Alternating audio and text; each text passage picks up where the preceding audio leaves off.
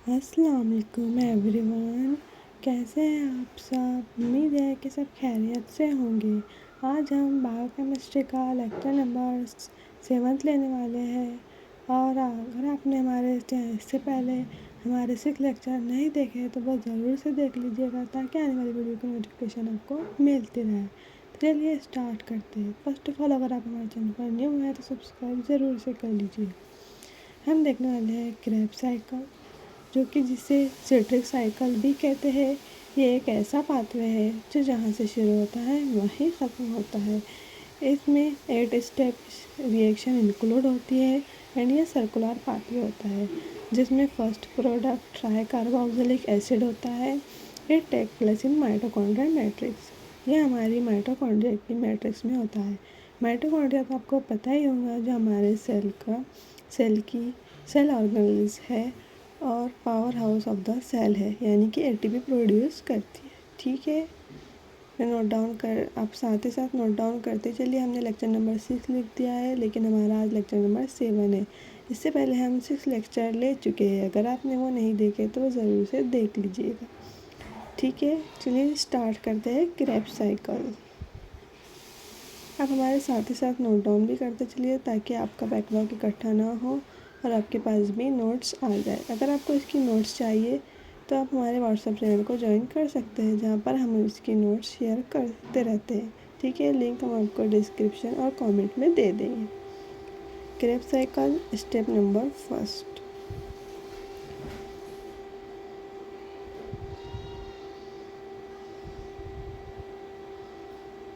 जिसमें first product है acetyl coenzyme A,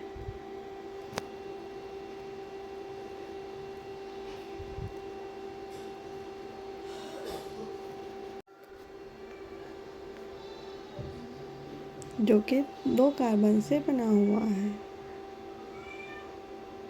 4-एक्सेलो acetate, जिसमें 4 कार्बन हैं।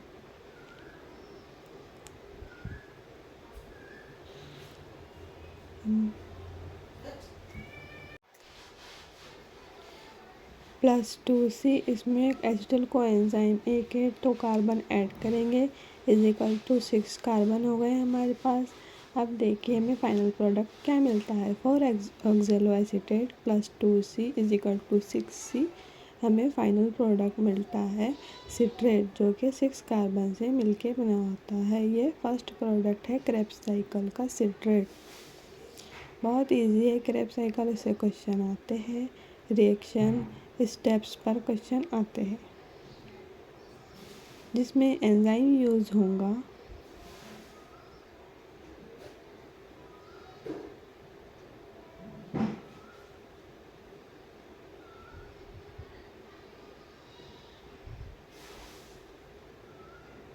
सिट्रेट सिंथेज, यानी कि सिट्रेट को बनाने वाला enzyme it called as citrate synthase.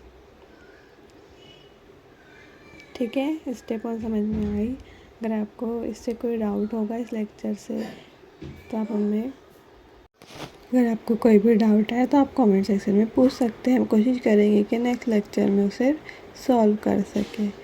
ठीक है, ये 4-ऑक्सैलो एसीटेट पहले से ही प्रेजेंट होता है माइटोकॉन्ड्रिया की मैट्रिक्स में। इस तरह से ये फर्स्ट स्टेप परफॉर्म होती है। नोट डाउन कीजिए, फिर हम नेक्स्ट स्लाइड पर सेकंड स्टेप देखते हैं।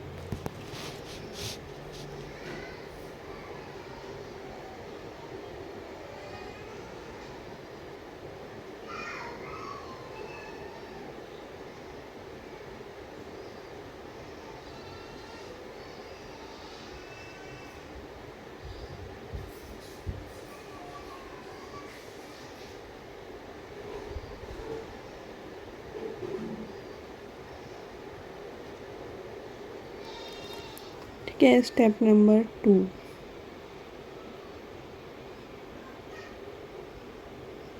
जिसमें क्या होगा, H2O रिलीज़ होगा और रिलीज़ होके वापस से ऐड हो जाएगा।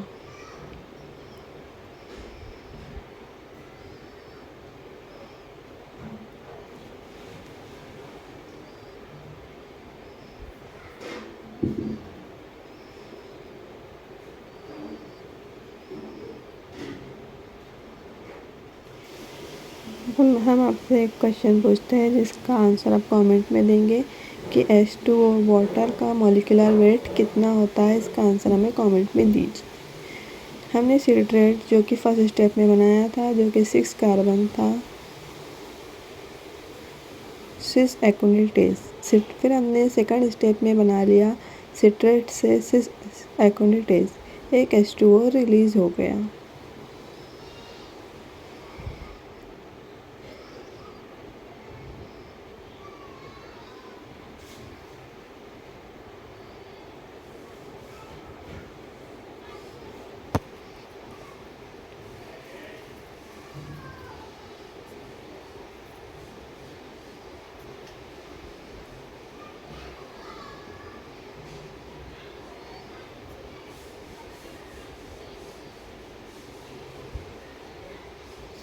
फिर हमने सिस एकोनिटेज से बना लिया आइसोसिट्रेट, जो कि ये भी 6 कार्बन का है, जिसमें एंजाइम यूज़ हुआ है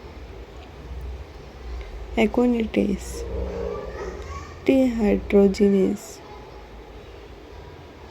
के। ये हमने स्टेप नंबर सेकंड देख लिया है। आप नोट डाउन कीजिए इस कैसे क्या होता है, ये सब हमने देख लिया, समझ रहे हो। आप नोट डाउन कीजिए। फिर हम नेक्स्ट स्लाइड पर स्टेप नंबर थर्ड देखते हैं। ग्लाइकोलाइसिस में सब जो स्टेप्स थी वो एंजाइम डिपेंडेंट थी, लेकिन इसमें सारी स्टेप्स एंजाइम डिपेंडेंट नहीं है। इसमें कुछ ही स्टेप ऐसी है जो एंजाइम डिपेंडेंट है, बाकी की कुछ स्टेप विदाउट एंजाइम डिपेंडेंट भी है जो अपना काम खुद कर सकती है, यानी कि जिसे ऑटो डिपेंडेंट भी कहते हैं।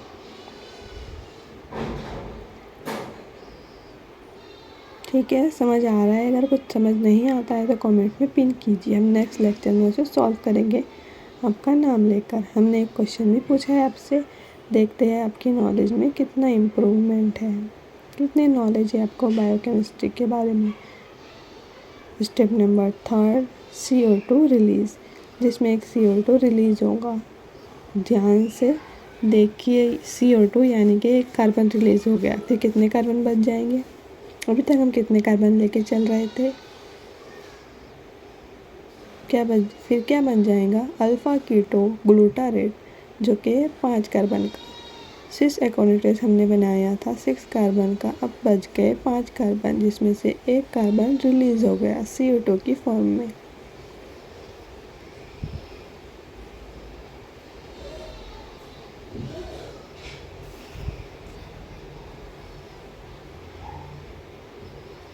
जिसमें एंजाइम यूज़ होगा आइसोसिट्रेट डिहाइड्रोजिनेज।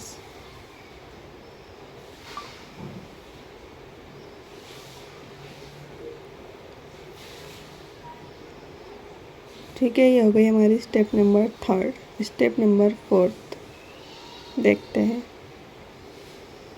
कार्बन का नंबर याद रखिएगा। अभी सिर्फ एक ही कार्बन रिलीज़ हुआ है CO2 की फॉर्म में। 1 CO2 फिर से रिलीज़ हो जाएगा। ये 2 स्टेप ऐसी है जिसमें लगातार CO2 रिलीज़ होगा। Step number third and step number fourth. वापस से CO2 रिमूव हो गया, फिर बच गया अल्फ़ा कीटो ग्लूटारेट, जो कि अब बच जाएगा सिर्फ 4 कार्बन का। इसमें हम एक मिलाएंगे एसिटिल कोएंजाइम ए का मॉलिक्यूल। एसिटिल कोएंजाइम मॉलिक्यूल में कितने कार्बन थे?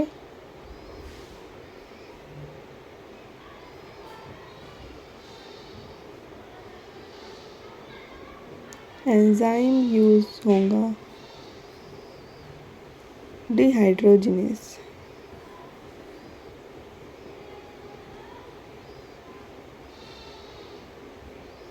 क्या ये सब हमने देख लिया, आप नोट डाउन कीजिए। फिर हम स्टेप नंबर 5 नेक्स्ट स्लाइड पर देखते हैं। में क्या होता है, आपको कार्बन का नंबर याद रखना है कि कैसे क्या सब कुछ होता है, समझ रहे हो। उम्मीद कर रहे हैं कि आपको इजी लैंग्वेज में इंग्लिश में समझ आ रहा है कि कैसे क्या हो रहा है और ये सब कहाँ हो रहा है। आपको इमेजिनेशन करते हुए चलना है, ठीक है। हम आपको पूरी CSIR नेट, गेट और MSc एंट्रेंस की सीरीज़ फ्री में करवा रहे हैं। यूट्यूब पे पूरे लेक्चर करवाएंगे आपको, पूरे यूनिट करवाएंगे, सेल बायो, मोल बायो। हमें सिर्फ आपका सपोर्ट चाहिए और एक लाइक और एक सब्सक्राइब चाहिए, बाकी आप लोगों से कुछ भी नहीं चाहिए। ठीक है, देखते हैं कितने लोग ईमानदारी दिखाते हैं। अब हम देखने जा रहे हैं क्रैब साइकिल का स्टेप नंबर 5, जिसमें सक्सिनिल कोएंजाइम ए अब बच गए 4 कार्बन में से लगातार 2 कार्बन रिलीज हो गए। अब बच गए 4 कार्बन सक्सिनिल कोएंजाइम ए, जिसमें 4 कार्बन होते हैं। फिर कोएंजाइम ए भी रिलीज हो जाएगा, सिर्फ बच जाएगा सक्सिनिल।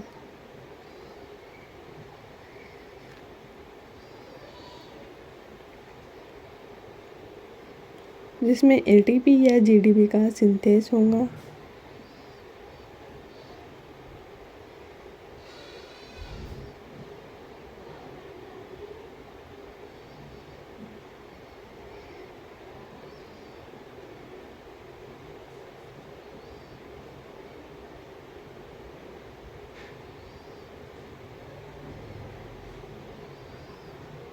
इसमें एंजाइम यूज़ नहीं होगा। ये विदाउट एंजाइम डिपेंडेंट स्टेप्स है क्रैब साइकिल की। स्टेप नंबर 6 सक्सिनिल, जिसमें 4 कार्बन बच गए हैं। हमारे 2 कार्बन लगातार रिलीज हो गए। स्टेप नंबर 6 में बनेगा फ्यूमारेट, जो कि 4 कार्बन मॉलिक्यूल्स है।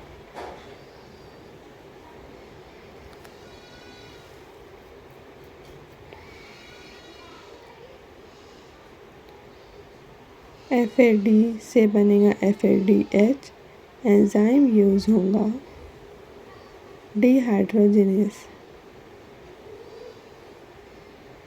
क्या ये सब हमने देख लिया है में कैसे क्या होता है। स्टेप नंबर 5 और स्टेप नंबर 6 आप नोट डाउन कीजिए। फिर हमारी 2 ही स्टेप बच गई है, फिर हमारी क्रैब साइकिल भी कंप्लीट हो जाएंगी। आप देख रहे हैं हम कितनी लगातार बायोकेमिस्ट्री में तेज़ी से आगे बढ़ते जा रहे हैं और आप पीछे रहते जा रहे हो।